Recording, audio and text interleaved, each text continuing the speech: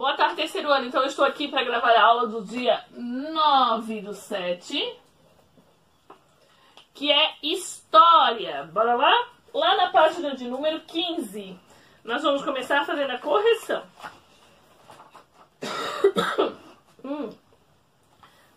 Vamos lá. Do material de apoio, recorte as ilustrações correspondentes à rotina do personagem Jonas. Depois cole essas imagens nos espaços corretos, conforme a descrição de cada atividade. Então, a prof não tem que fazer correção disso aqui, vocês teriam que ter colado. E a gente tá falando sobre os espaços domésticos, né? Então, eu vou corrigir quando receber a apostila.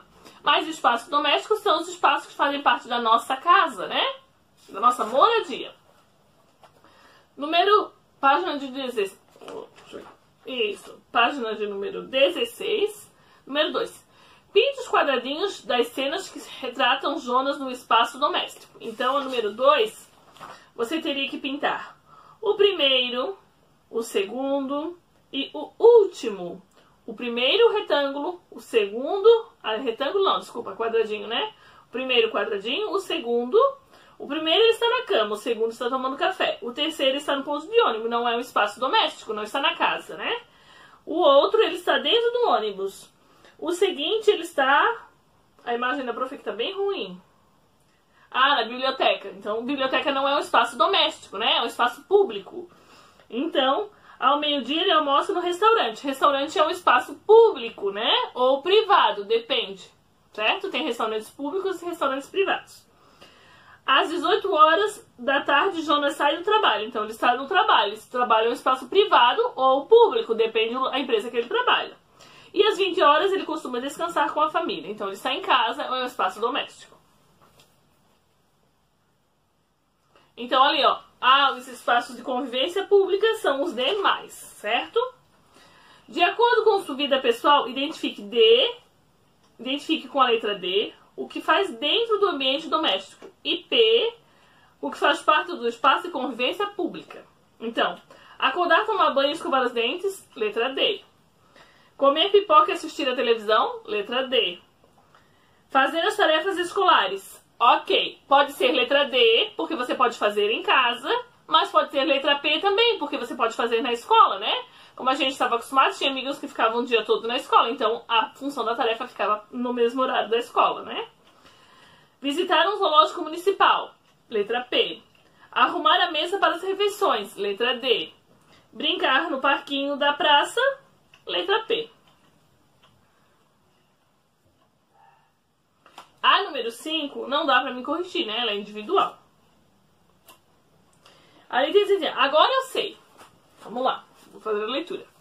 Os espaços da cidade devem atender às necessidades dos moradores. Nas cidades, há espaços públicos e também espaços privados. Ruas, praças e postos de saúde são exemplos de espaços públicos. Mercado, lojas comerciais e escritórios são exemplos de espaços privados. A Prefeitura Municipal é responsável por manter os espaços e serviços públicos funcionando.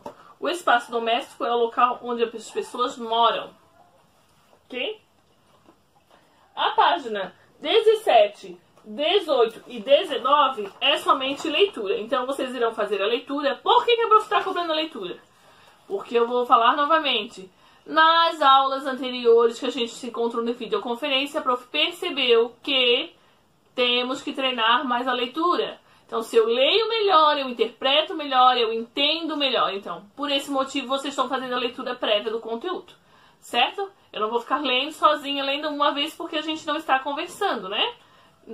Diariamente. Então, eu não tenho como ver diariamente. Mas alguns amigos que eu solicitei a leitura, eu achei que estão precisando. Então, se um vai fazer, todos irão fazer juntos. Certo? Então, você vai fazer a leitura da página 17, 18 e 19. Na página 17, tem as perguntas seguintes. Como parece ser a rotina dos personagens tranquila e cansativa? Então, você vai ter 1, 2, 3, 4 perguntas para você responder na página 17 de História, lá no caderno de português. A prof recebeu, nos materiais que a gente recebeu, o caderno de português de um amigo. Então, eu vou fazer a correção e vou encaminhar novamente para o amigo ficar com ele em casa. Caso você não esteja com o seu caderno de português em mãos, pode responder no caderno que você está, né? Mas, de preferência, responda no de português. Então, a gente vai fazer a leitura: a vida nos espaços urbanos, o trabalho nas cidades, o trabalho nas cidades do passado,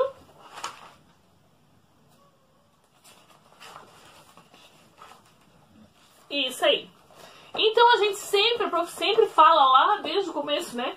O conteúdo de história e geografia, eles se encaixam também, são conteúdos parecidos. Então por isso que a prof sempre trabalha os dois próximos, né? Então, ó, em geografia a gente está falando sobre cidade, espaço rural, trabalho na cidade e trabalho no campo. Então agora a geografia já vem complementar. História, né, no caso, né? Geografia está falando trabalho no campo e na cidade. E agora a história já entra também. As formas de trabalho. Então, os conteúdos se encaixam, né? Se fecham. Combinado? E lembrando que ali nós temos arte também, certo? E a página é 11, 12 e 13 para leitura e 14 para atividade. Ó, então já estou com a apostila de arte, né? Eu fui ali pegar a apostila de arte. E na página de número 11, fala assim: o diálogo e a rúbrica. Quais são as diferenças entre um livro de história e uma peça de teatro? Em um livro, as imagens se formam em nossa cabeça enquanto vamos conhecendo a história. As ilustrações ajudam nisso. Em uma peça de teatro, o espaço da história e os personagens estão diante de nós. E como é o texto do teatro? O mais comum é que ele seja escrito em forma de diálogo. O que é diálogo? É a fala entre um personagem e outro. Ou seja, com uma conversa. Assim sabemos que a cada personagem vai dizer, já suas emoções são explicadas na rúbricas. Entre os diálogos na peça O Cavalinho Azul, de Maria Clara Machado, identifique-os com a seta vermelha. E as rúbricas, quais são? Sublinhe-as. Então ali, O Cavalinho Azul. Personagens: João de Deus, Vicente o Menino, o pai, a mãe, o pangaré. Cenário: uma casa. Primeira cena.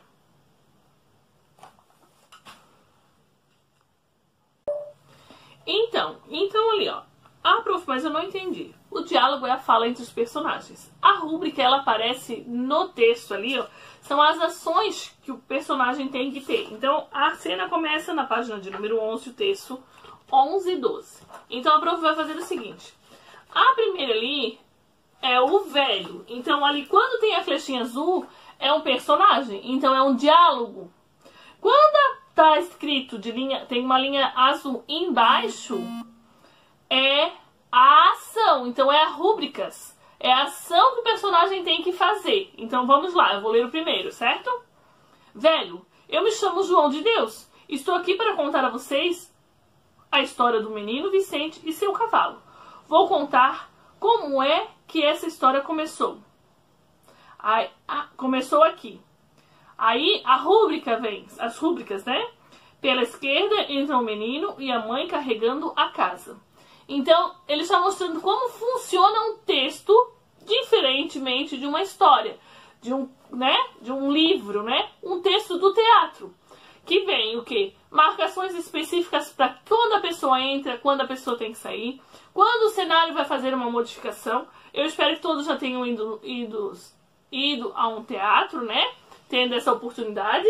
Então, assim, ó, tudo vem marcado para eles, certo? Como eles fazem, como não fazem. Então, está mostrando aqui um gênero textual diferente, que é um texto modelado para o teatro, que tem o quê? O diálogo de cada personagem que ele vai ter que fazer e, além de tudo, qual a funcionalidade dele dentro da peça do teatro.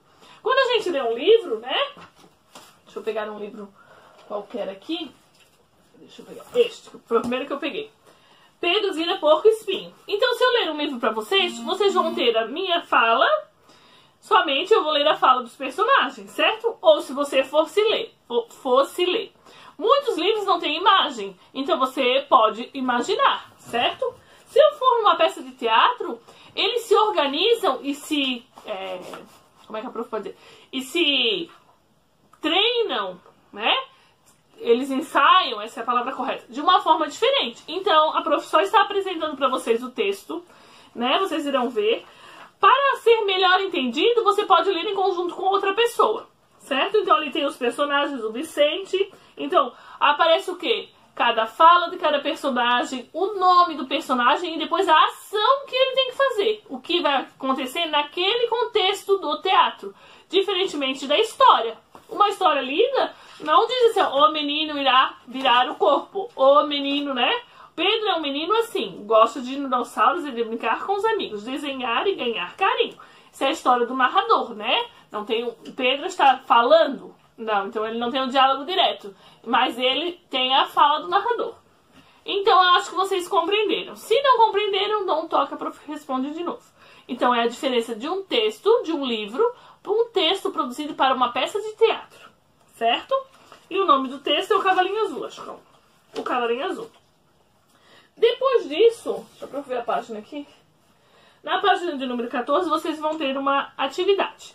Então, Maria Clara Machado foi uma dramaturga brasileira que escreveu muitas peças de teatro.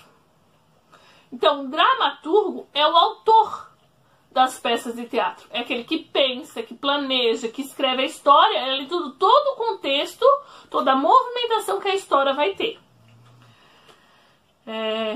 Ela construiu muitas peças, entre elas Pluft, O Fantasminha, A Menina e o Vento. Também trabalhou como atriz e diretora. Ela nasceu em 1921 na cidade de Belo Horizonte, Minas Gerais. No Rio de Janeiro fundou um grupo amador chamado O Tablado, que virou uma escola de teatro. O Cavalinho Azul estreou no Tablado em 1960 com a direção da própria Maria Clara. Isso quer dizer que a peça foi criada pouco depois da Bossa Nova. Então a gente já viu, né? Bossa Nova era um gênero musical, né? Então o teatro de Maria Clara Machado foi criado na mesma época. O estilo do teatro dela, né?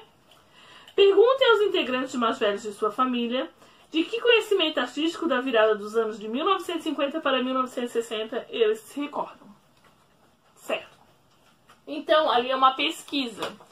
Como a gente já sabe dizer que a prof já explicou sobre a Bossa Nova, era um estilo musical que aconteceu há muito tempo lá atrás. Nós estamos em 2020, um ano louco, que ainda tem que acabar rapidamente. E em 1950 e 1960, as questões culturais eram muito relevantes.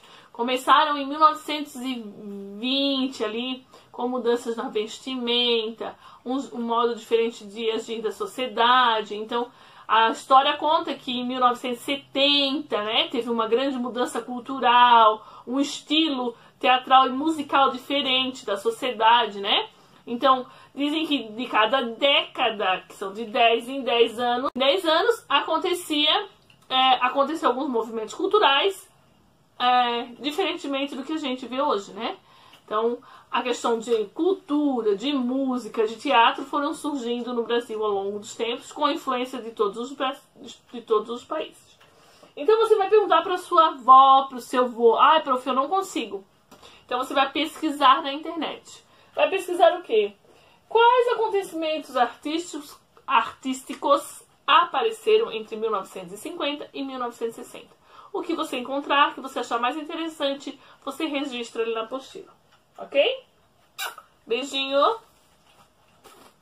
Até a próxima aula. Bom final de semana.